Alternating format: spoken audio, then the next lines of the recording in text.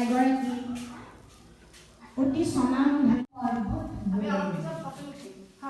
তেখেতটো ভাল দেখি ভাল লাগি মোৰ এই কবিতাটো আবৃত্তি কৰিবলৈ মন বল চেষ্টাহে কৰিছোঁ। নিজৰ এটা কবিতা কৰিব খুজিছোঁ। কবিতাৰ নাম সম্পৰ্কৰ ধুনীয়া হাত। ধুনীয়া আছিল ঘৰ, স্নেহ শ্ৰদ্ধা মৰম মমতা, ধন্য আছিল প্ৰাণ প্ৰাচুৰ্য, মৰতাৰ এচাকি বতাহে তাতেই মোৰ জন্ম। কিন্তু মই ছবিখনৰ কথা মই মধুদাৰ মানে এই পৰিৱেশটোৰ কাৰণে মই কম। যেনেদৰে আমি ছবিৰ বিষয়ে আমি নকওঁ।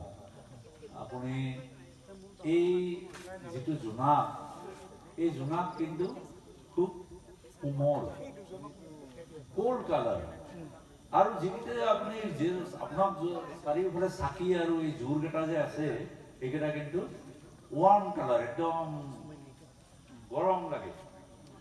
এই যে গৰম আৰু ঠাণ্ডা এই সম্পৰ্কটোৱে গোটেই এই ভেৰিয়েশ্যনটোৱে গোটেই কথাখিনি আমাৰ জীৱনত দৰকাৰ।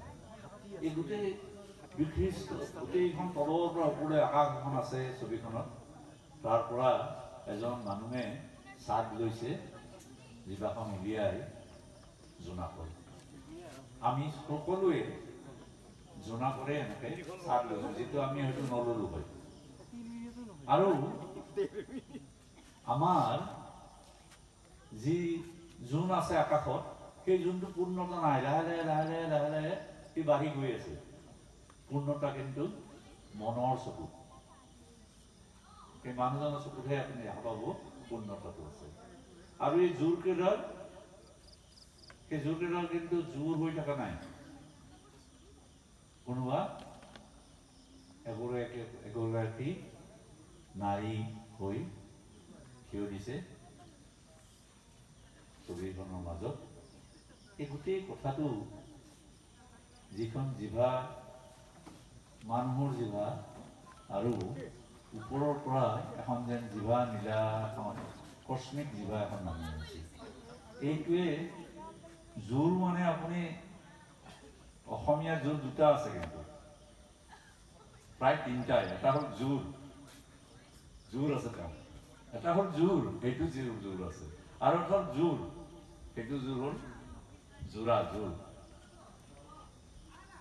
এই গোটেই কথাবিলাকৰ আঁৰত যিজন মানুহৰ প্ৰয়াস আৰু এই পৰিৱেশটো তৈয়াৰ কৰিলে, সেইকাৰণে এইখন ছবি সৃষ্টি। মই বেলেগ ছবি আঁকিম বুলি আহিছিলোঁ, কিন্তু পৰিৱেশটো দেখা পাই এনেকুৱা হৈ গ'ল, মই ছবিখন আঁকিলোঁ। 1 ঘণ্টাৰ ভিতৰত মই ছবি আঁকা নাই, 1-1.5 ঘণ্টাৰ ভিতৰত।